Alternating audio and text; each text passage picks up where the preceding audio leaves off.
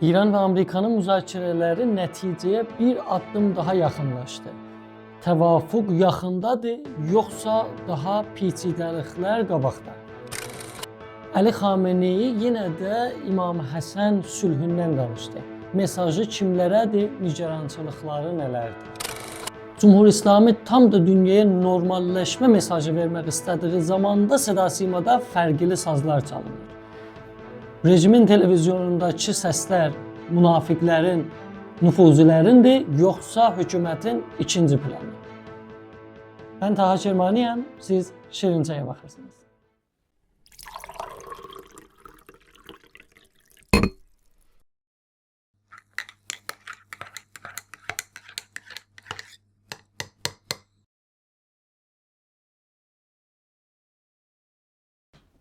İran və Amerikanın Ummandakı birinci görüşməsindən sonra dedilər ki, Əli Xameneyi Zəmkərana gedib.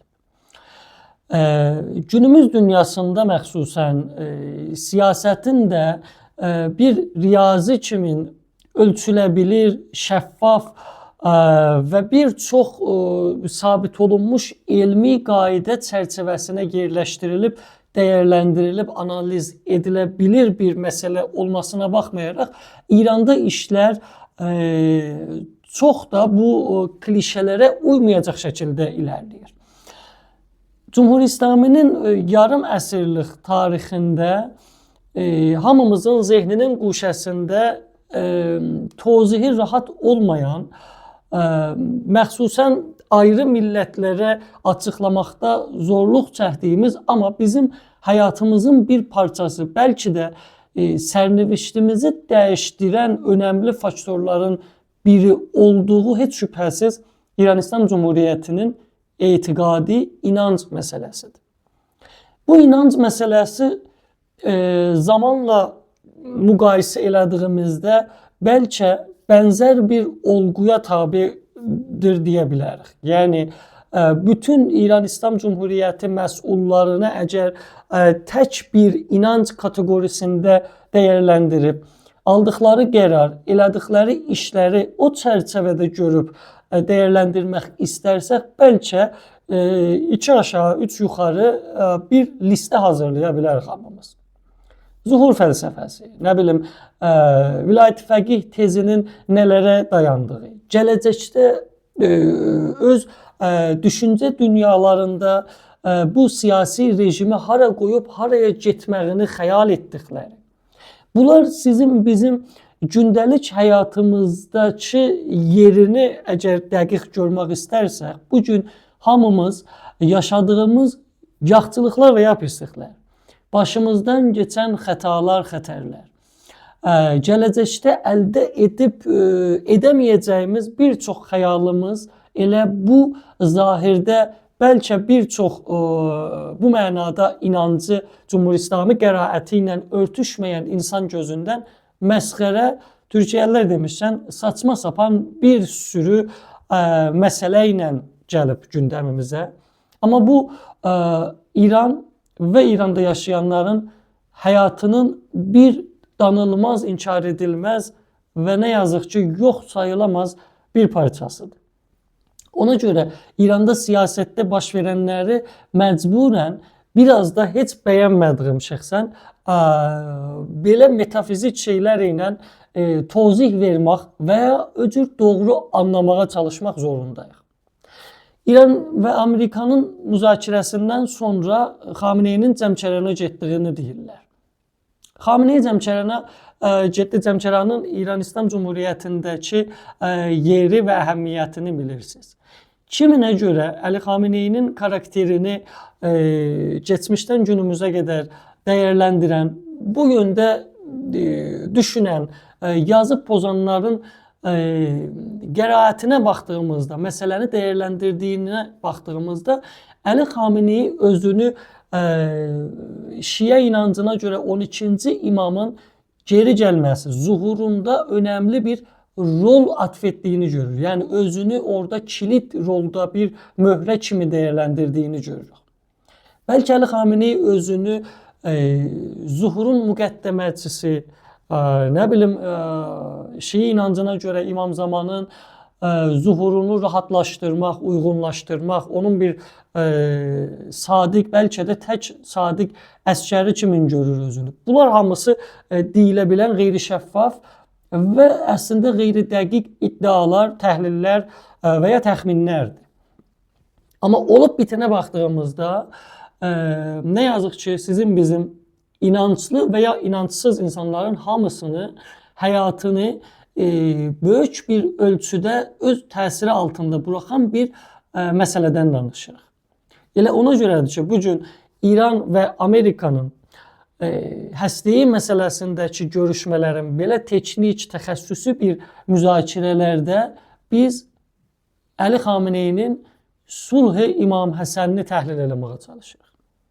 Sulh-i İmam Həsən Şii və özəlliklə də vilayət fəqih qılıfı ilə olan bu inanc düşüncəsindəki təfsirinin getdiyi yerə bir baxmaq lazımdır. Din mütəxəssislərinin dediyinə görə xülasə əgər bu kilişə-pilişədən uzaq dursam, sadə dili ilə budur. İmam Həsənin Şii inancına görə ikinci imamının günün zalimi, yəni Muaviyyə ilə sulh imzalanması zəifdən yox, günün iqtizası, muqtəziyyatındandır. Zəifdən yox, imamın tədbirindən və hətta kiminə görə lap belə gücündən hasil oldu. Daha sonraki tarixi seyri də bu məntiqi ilə təfsir edib, özlərinə görə də təhlil edirlər. Əli Xameneyi indi bu beqol özü Borhey həssası kununidə buna bir tozih vermək zorunda da hiss edir özünü. İmam Həsən sülhündən danışanda müvəqqət olduğunun altını çizmək istəyir.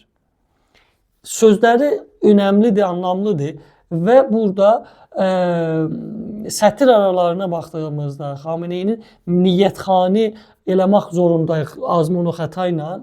Nəzərə gələn budur ki, bu Cami Zəhri ki, illərdir əslində müxaliflərin də ədəbiyyatının bir parçası haline gəlibdir.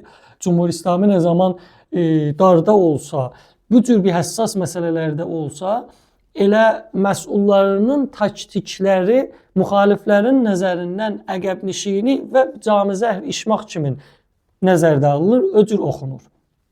İndi də bu məsələdə də Xameneyinin bu açıqlamasını elə görürlər. Yəni zahirən Əli Xameneyi məcmuədə olan bəzi beqol özü ya cahil gördüyü, ya yetərincə bəsirətli görmədiyi və ya dar olsa da rəqabət eləyə biləcək hakimiyyətin karguzarlarının arasındakı münaqişələri belə yatışdırıb bir otomekanizm oluşturmaq istəyir. Orada bir sansor uygulamaq istəyir. Səslərin eşiyə çıxmamasının tədbir uygulamaq istəyir öz zənnicə. Və buradan anlayırıq ki, əvvələn bu müzakirələrdən bütün bədəni nizam razı deyil. Hətta hakimiyyətin o dar, getbə-getdə daralan çərçivəsində belə bu müzakirələri zəif və İranın böyük düşman gördüyü Amerikaya baş əyməsi və təslim olması kimi görənlər də var. Umudlarını geçmişə görə daha çox itirənlərin olduğunu görürük. Çünki Xameneyi burada tələsməyin, bu geçicidir, müvəqqətdir, daha sonra vəziyyət düzələcək kimi açıqlamalar verir. Və indiki məsələni tədbirdən hər nə tozih ilə olursa olsun bir şikəst və ya ən azından öz təbirləri ilə taktiki bir əqəbneşiyini olduqlarına etiraf edirlər. Bu etiraf Cumhur-İslaminin zəif olub olmamasından sevinməkdənsə indiki bu vəziyyətin insanların həyatına necə müsbət təsir və ya mənfi təsir qoya biləcəyi yönündə düşünməyi mən tərcih verirəm. Çünki bu müzakirələrdə Cumhur-İslami Amerikanın qabağında udsa da əslində nəticəsi fəqət hakimiyyətə məhdud olmur. Sizin bizim həyatımızı həm də lap acı, açıq şəkli ilə öz təsiri altında qoyur. Təhrimin də bədəlini lap çox biz ödəyirik. Əgər bir savaş falan olsa da həzinəsini, xərcini əvvəldə millət verir, bu illərdə olduğu kimi. Ona görə indi baxaq görək önümüzdəki günlərdə müzakirələr hara yetişir, müzakirənin müsbət qabağa getməsini buraya qədər heç olmasa savaşın məsələsinin bir miqdarda olsa məmləkətdən uzaqlaşdığına görə sevinmək faydalıdır. Sevincimizi də gizlətməyə ehtiyac yoxdur. Amma baxaq görək bu əgər nəticəyə xətm olsa, bu nəticədən millət necə yararlana biləcək? Heç olmasa az zərər görə biləcək. Çünki hökumətin nə zaman əlinə bir imkan keçib, millətin xeyrinə yox, öz idealları uğrunda hərəkət edibdir. Normal bir ölkə olmaq yolunda yox, öz ideolojik amaçlarına yetişməyə çalışıbdır. Onun da enində sonunda əvvəl-axır xərcini yenə də yazıq millət ödəyir. Bu işin bir tərəfi. Sida-simaya gəldiyimizdə geçmişdə bir cür idi ki, müzakirələr olduğunda, yəni İran çalışdığında ki, Batı ilə bir düz yola geçsin, indi də ki, birbaşa Amerika iləndir. Biriləri muşək atardı, rəzmahaş eləyərdi, muşəklərdə İsrail İbranicə bir şeylər yazardı Amerikaya, İsrailə və s. və deyərdilər ki, sabiq hökumətlər, dövlətlər ki, Kasiban-ı Təhrim və ifratilər istəmirlər ki, İran bir nəticəyə yetişsin. Timi müzakirəndə bir nəticəyə yetişsin. Zamanla bu nəzərin müxalifləri də var idi. Deyidilər ki, bunlar hamısı bir taktikdir. Cumhur-İslami qarşı tərəfə göstərsin ki, bizdə tək səslilik deyil. Biz də radikallara qarşı bir işlər görürük, onlara rəğmən bir işlər görürük və imtiyaz verməkdə bəlkə biraz daha əlini aşmağa çalışırdı. Bu da ehtimalların içində. İndi amma rəzmayiş ilə yox, muşək azmayış ilə yox, sida-simada olur. Tam da o yerdə ki, Bin Səlmanın oğlu vəziri difa gəldi, Ərəbistan vəziri difası gəldi İrana və kimilərinə görə çox müsbət keçdi bu görüşmə və Ərəbistan İranın normal olmasını təmənni eləyir, istəyir Cumhur-İslamini öz cür keçmişdə olduğu iddiaların tərsinə rejim dəyişikliyi yox, Cumhur-İslam amma normal bir ölkə kimi olması yönündə köməklik eləmək istəyir ki, yəni o yolu aşmaq istəyir. Tam da o əsnada sida-simada Ərəbistan əleyhinə, Əhl-i-Sünnət əleyhinə ki, bilirsiniz, Ərəbistan Əhl-i-Sünnətin lider ölkəsi kimi qəbul olunur, ən azından İranda da, dünyada da qismən. Belə olduğuna görə bu təxminlər və Cumhur-İslaminin müxtəlif məcalisindən də bunu eşitirik ki, sida-simada sanki nizamın iradəsinin xaricində bir şeylər olur. İndi bu Cəlili faktoru deyilir ki, Cəlili o dövlət-i sayə və s. və Xameneyinin bu Solh-i İmaməsəndə nəqd eləyib kinayə ilə qələt təhlil, qələt etiraz da dedikləri də kiminə görə elə sida-simada və ya bu tip cəryanları müdiriyyət eləyib qabağa aparanlara deyir. Bunlar fərqli təhlillərdir. Ola da bilər, olmaya da bilər. Amma işin sonucu budur ki, bunlar indiki məqtədə keçmişdə olduğu kimi bütün müzakirələrin nəticəyə xətm olmasına ciddi təsirlər qoya bilər. Həm zaman məsələsindən, həm də müzakirələrin nəticəsinin keyfiyyətinə görə ciddi təsirlər qoya bilir. Ona görə sida-simada olanlar rejimin iradəsinin içərisindədir, iradəsinin eşiyindədir ya yox. Buna dəqiq cavab vermək çətindir, amma bu nüqtəni bəlkə xatırlatmaqda fayda var. Cumhur-İslami qadirdir və keçmişdə göstərib ki, eləyə bilir, bütün müxalif səsləri bastırsın. Bəli, indi sida-simada tobixlər oldu, əzdilər oldu və s. Üzr istədi ki, nadir bir şeydir Cumhur-İslamidə belə bir şeylər. Amma biləxərə bu məsələ də var ki, əgər istəsə, çünki Cumhur-İslamidə, sida-simada, radio-televizyonunda belə şeylərin tolidi, məxsusən bu cür məsələlərdə, bu cür vaxtlarda ki, özü də zində bir bərnamə dəyirdi, əldən qaçdığına və ya şəxsi xətalar sonucunda meydana gəlməsinə inanmaq çox çətindir. Çünki Cumhur-İslaminin kontrol mekanizması çox geniş və neçə layihədir, belə həssas vaxtlarda təbiətən çox daha şeylərlər. Kafidir ki, 5-10 nəfər bir yerdə yığışsın bir yerə, hökumətin istəmədiyi modeldə bir etiraz səsi yüksəlsin, o zaman siz görün ki, necə təpələrinə qonur hökumət. Ona görə belə şeyin də hökumətin kontrol iradəsinin, qabiliyyətinin eşiyində olmasına inanmaq çox çətindir. Bu da işin bir tərəfi. Müzakirələr davam edir. Baxıb görəcəyik ki, indi bu necə qabağa gedir. Müzakirələrin yaxşı qabağa getməsini təbiətən dəyərləndirə bilərik ki, kimə görə yaxşı? Cumhur İslamiyə görə, hökumətə görə, ya millətə görə. Bu işin ayrı bir tərəfidir. Vəli ümumiyyətdə bu vəziyyətdə çox məsələnin namusu bərxurd eləmək də mən fikir edirəm ki, doğru bir şey deyil. Yəni Cumhur İslamini, yəni bu hökuməti, bu indiki vəziyyəti dəyişdirməkdən aciz olan, çətin məsələ olduğunu inkar eləmirəm.